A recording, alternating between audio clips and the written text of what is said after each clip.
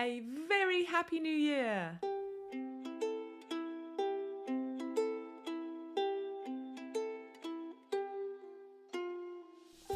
Hello, and welcome to Chatting, a podcast where people chat about how they learn and use English. My name is Sam, I'm a CELTA teacher and a performer, and I have a particular interest in pronunciation and expression. In each episode, non-native and native speakers will chat about their experiences with English, share their advice, and, at the end, I'll give some pronunciation tips for you to take away and practice.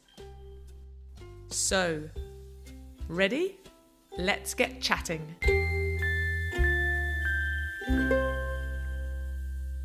Well, hello. It's just me this time, and I'm here to bring you a roundup of the latest collection of podcast episodes.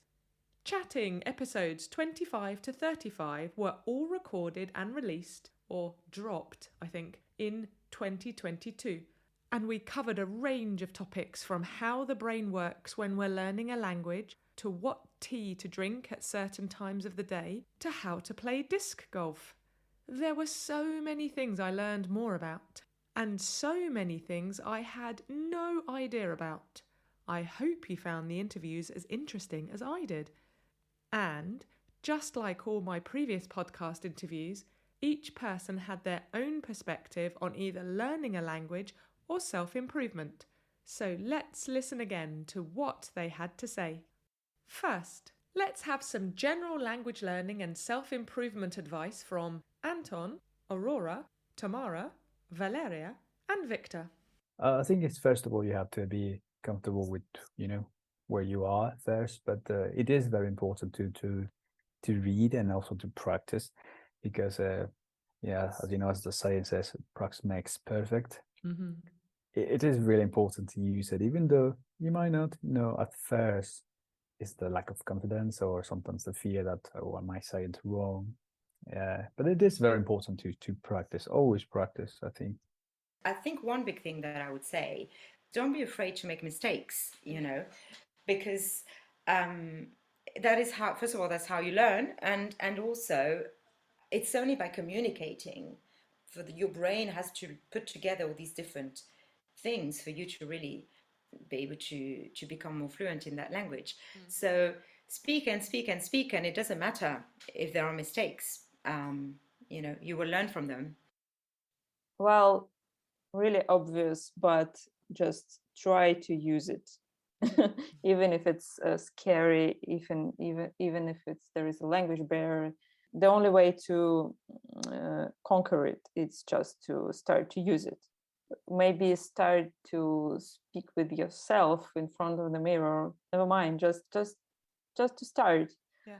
And the second thing, what helped me a lot is like to watch series or movies with subtitles. I can read fast, so it's not interfere with my experience, but it helped me a lot to just get used to this, how it sounds and what means what, and some kind of like, not official language, but informal language. So it helped me a lot, and it's fun, nice, and you can do it like every time you do nothing or like cook or something. Never mind. Another thing that was very interesting when the internet came up and there were those chat rooms or chat possibilities. Find some chat groups. I know that there are some senior groups that, older people, they're kind of in need of some conversation, some chat, some pastime, and they might be chatting with people. So just do it. Be open. What a lovely idea that you can find a senior friend and have a chat with them. It might sound cliche, and it probably is, but learning a language is much more than words. It's much more than grammar, And I have to say that my life has been great because I had the possibility to communicate with people from very different walks of life and very different perspectives. I'm very thankful. Let's think about it like this then. This is a new, amazing niche field. What will you do to grow and improve your skills? I think it's mostly just to continue what I'm doing right now, to be honest, to be even more comfortable No, but just like not fake it. Mm. Not fake it. Have fun behind the microphone and when following the things that's going on, and that shines through clearly, and Yeah, not absolutely. think too much about technicalities like what words you are using, because you can communicate just by laughing, just by making sounds. People, that's the thing. You don't actually need to be that good at the language to be able to be a sports commentator. A laugh can say so much more than whatever words you use, or yeah. Next, how about something a little more specific? This time from Suzanne about practicing your speaking skills with non-native speakers, from Lucy about swapping your usual vocabulary to English word by word, from Eric about preparing for a question and answer session, and from Jamie about what to do if you don't understand someone's reply. This, I think, is a good tip, which I apply. Students have an obsession with the fact that they have to practice English with native speakers all the time. No, it's no. Oh, but what if I learn their mistakes and what have you? On balance, you will do way better just getting that extra practice. My German got immensely improved with me hanging around with my Turkish friend. And we knew that we would make mistakes, but we were chatting all the time. And because we're chatting all the time, we quickly knew, what vocabulary was we were still missing. And it was just all this practice. And of course we weren't speaking perfectly, but my fluency improved dramatically because our shared language was German. Yeah. And did I end up speaking German with a Turkish accent? No, I didn't. But there are techniques I found helped me. Okay.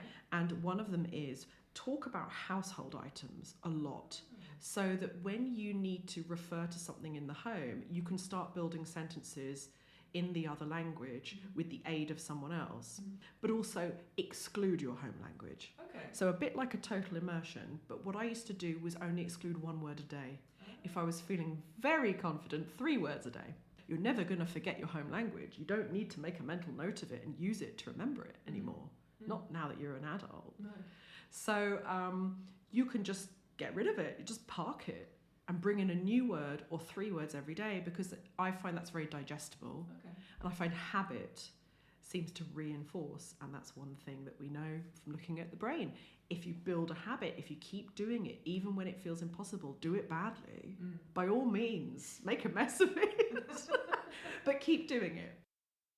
And again, we go back to audience, context, purpose. And I tell them to prepare for the questions, prepare, one really great question that you would ask if you were in the audience. One tough question, one silly question that they misunderstood. And so you may have to restate the question so that it's a meaningful question. And then one other question from wherever, and just kind of anticipate those. Another trick I teach them is to do the ABC, skip D, and then go to E.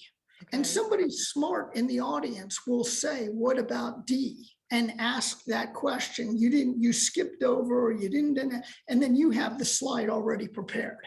So if you say, I really need 8 slides and it's only 7 minutes, okay, have the extra slide in your back pocket. And if somebody asks you, you're ready. I mean, I feel proud that I tried initially, and that's still quite difficult, especially when suddenly someone rapid fire responds to you and they've spoken so fast and if it's on the phone, that's really tough because you can't see their mouth. You can't you're getting a lot of information by body language, as you know, that's so helpful. Yeah. So, but I just learned the word for please. Could you say that again slowly? And finally, a special thought from a special episode about tea. Somehow tea is kind of comforting for me. Yeah. And I always wondered why I take the teacup with both hands. Yeah. I don't know. It's easy drink after you hike outside because of the cold weather. It's really nice Yeah, to have a cup of tea. it certainly is. So, to recap, practice makes perfect, so always practice. Don't be afraid of making mistakes because people will understand you. Practice with yourself in front of a mirror and use English subtitles on shows or films. Find multi-generational chat rooms online to practice your English. Don't worry too much about the technicalities of the language, as a laugh can say more than words. Speak English with non-native speakers as much as native speakers. Exchange 1 to 3 words a day from your mother tongue to English. Prepare for different types of questions that you might face when giving a presentation, and remember to have question D in your back pocket. And know how to say, "Could you repeat that please?" or "Could you say that more slowly please?" Oh, and as Satu recommends, hold your cup of tea with both hands and feel warm and comforted. Whew, that's a lot, but all very, very helpful advice. I very much look forward to chatting to more people in 2023. So, while I get busy interviewing, do explore all the episodes in full at either chatting.buzzsprout.com or via your favourite podcast platform. And my advice, well, just like the first roundup episode, my advice is to take this group's advice. So, over to you.